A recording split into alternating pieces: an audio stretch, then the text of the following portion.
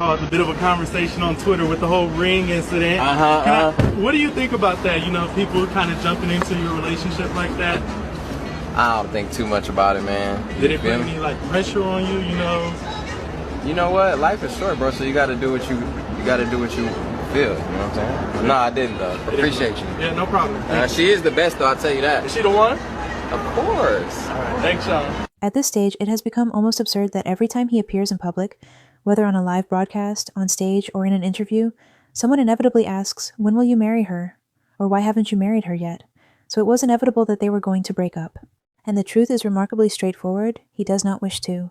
Too many women operate under the mistaken assumption that unwavering loyalty will compel a man to commit, that by demonstrating patience, devotion, and selflessness, they will earn a ring. But commitment cannot be purchased through endurance or compliance. When loyalty is met with ambivalence rather than reciprocity, it ceases to be a virtue and becomes a form of exploitation. A taker will always exploit a giver, so long as the giving persists. She has invested years, her physical and emotional self, and even a child, yet his response remains the same: "I'm not sure about you." Men rarely offer direct correction.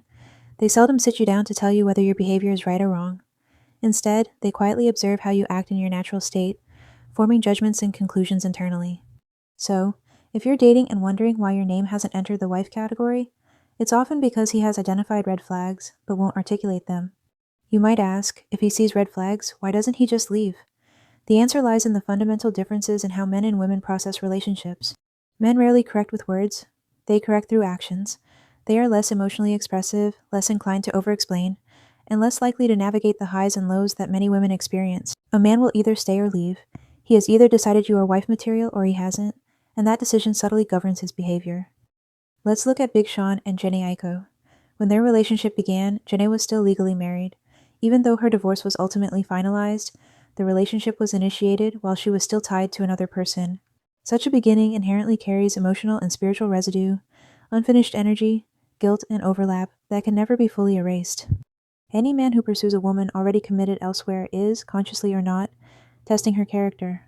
Failure in that test often guarantees that he will never view her as wife material. He may never verbalize it. He will simply act as if it is inconsequential. In Big Sean's case, he may have outwardly dismissed the situation, but these matters linger subconsciously. A man may think, "This woman could never be my wife," and from that point forward, he may continue the relationship selectively, enjoying the benefits while withholding true commitment until the reality becomes undeniable. Another pattern I've noticed is that Jhene assumed the dominant, the aggressor role in this relationship. Take a look at this clip. Probably Push It. What about you? Me too. I've actually masturbated to that song before.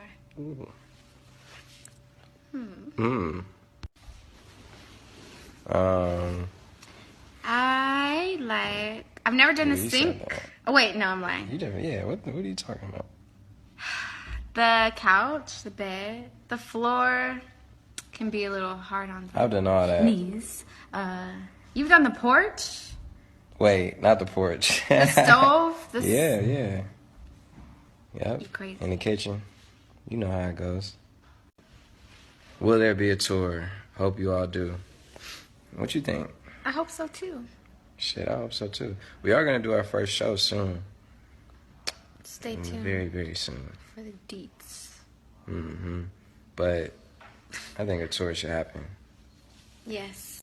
She is clearly leaning into her sexuality, which is traditionally considered a dominant trait. This type of behavior is highly inappropriate for someone who is married, or for anyone who wishes to be respected as a lady. In trying to impress Sean, she was essentially reversing traditional courtship dynamics. Women do not need to impress. It is a man's role to court. At that time, Jhene was still married, and Sean was in a relationship with Ariana Grande. By over-sexualizing herself, competing for Sean's attention, and exhibiting traditionally masculine behaviors, she created a volatile dynamic, a recipe for emotional and relational instability. When a relationship begins under these circumstances, one person already involved elsewhere, it rarely ends cleanly. The way a relationship begins often foreshadows how it will end.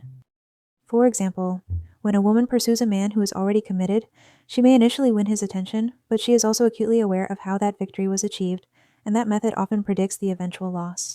Similarly, if a man is willing to betray a partner to be with someone else, there is little reason to believe he won't repeat the behavior when the next opportunity arises.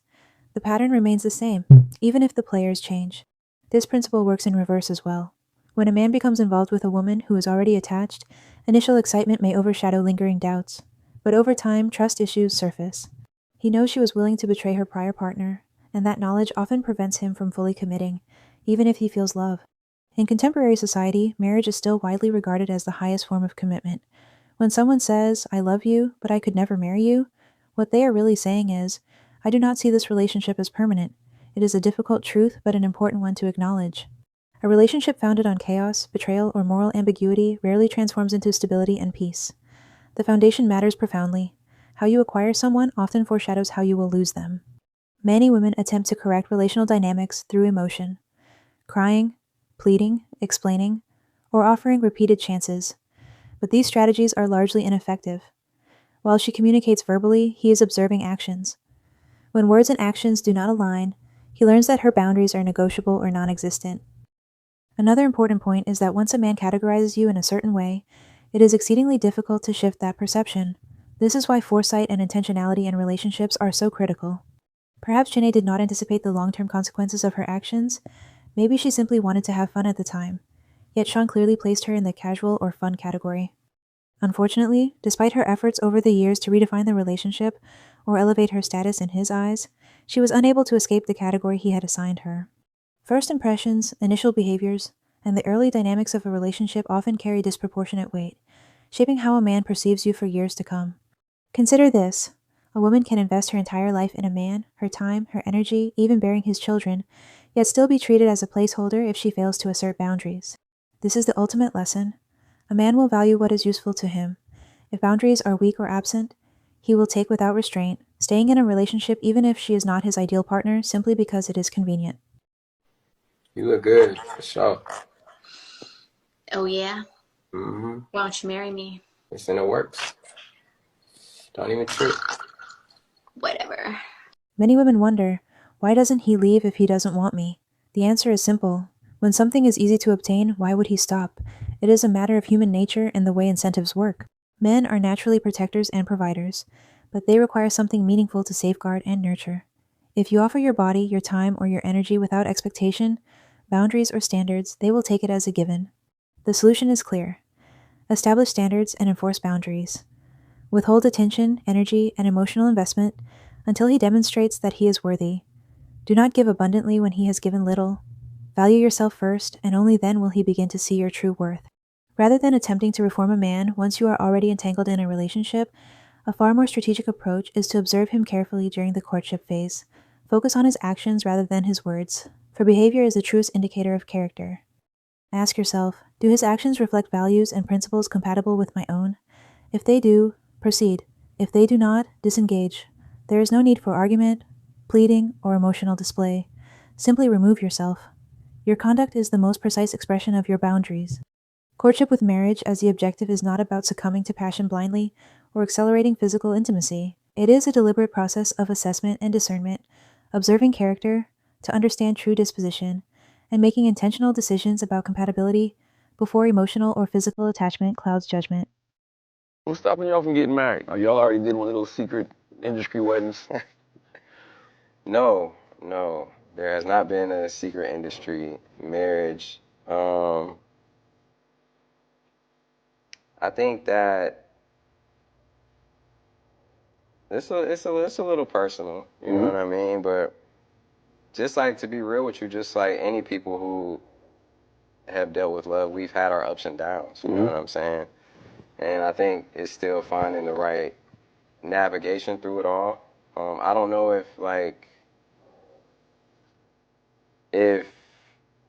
to me, marriage symbolizes like the best relationship. You know, people be like, "Oh, you got to get married."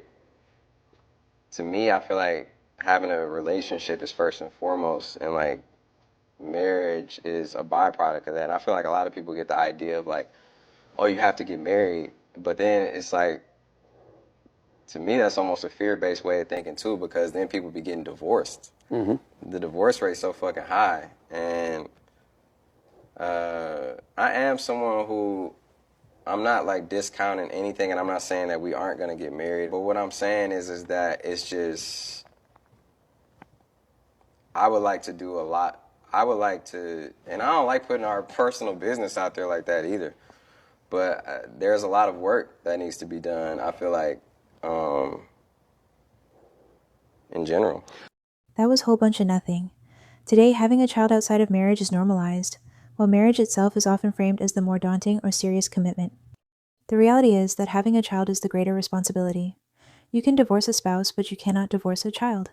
Yet we hear people say, I love this person enough to have a baby with them, but not enough to marry them. That alone speaks volumes. In this case, she had already built a life with him. Over a decade together, a child, and shared responsibilities. Still, marriage never became his priority. If marriage had been her goal, it needed to be established before creating additional familial obligations. Instead, she may have fallen into a pattern driven by validation, settling for a baby rather than a husband, sometimes out of desperation or the desire for security. It's important to take a man's honesty seriously. If he says he's not ready for marriage, that's a clear indication of where he stands emotionally. Marriage is a daily, conscious commitment, not merely having a relationship or a child. Without readiness, intention, and mutual investment, true commitment cannot exist. Patterns are telling. Many men maintain long-term relationships, even children, without prioritizing marriage. Waiting for them to suddenly change rarely works. Marriage cannot be forced, earned through patience, or extracted through hope. If a man truly wants to marry you, he will do so without hesitation. Women often waste time waiting for a man to change instead of valuing themselves. Being single may feel lonely, but self-love is paramount. Pressure, hope, or rationalization cannot replace mutual readiness for marriage. If marriage is important to you, it must be non-negotiable. Accept honesty, make your standards clear, and do not compromise by waiting for someone who may never align with your goals. Ultimately, marriage is not the measure of love. It is the manifestation of mutual intention, respect, and dedication. If those elements are absent, clarity is more valuable than hope. Even for someone like Jhene, who publicly emphasizes self-love and spirituality, her choices reveal that even the most self-proclaimed, spiritually attuned individuals can have unresolved internal gaps. Those gaps inevitably manifest in the decisions we make. It was her choice to have a child with a man who had not proposed after years together. It was her choice to tattoo his face. These decisions reflect a deficiency, something missing internally, rather than an abundance of self-love or clarity. True self-love means you would not bring a child into the world with someone who is not fully committed to you. The debate over marriage is secondary. The point is clear. If someone wants to create life with you, they should have the decency to formalize that commitment. How can one justify creating life together without being willing to fully commit? It simply does not make sense. Women must be far more discerning about who they allow into their lives, particularly when it comes to creating children. 10 years together, a child, and no ring, that is not a testament to love. It is a failure of boundaries. It is frustrating because so many women speak of self-love, yet their actions often contradict their words. True self-respect shows itself in what we tolerate and the standards we enforce. Women must remember their worth. Do not allow anyone to diminish you or play in your face. The heartbreak of investing years, raising a child, and receiving nothing in return is avoidable when self-love is applied through firm boundaries. 10 years, a child, no ring, and now the relationship ends? It is a cautionary tale of lost time, misplaced trust, and the consequences of ignoring one's own standards. Staying in a decade-long relationship without commitment, allowing a man to string you along, is a clear departure from self-respect.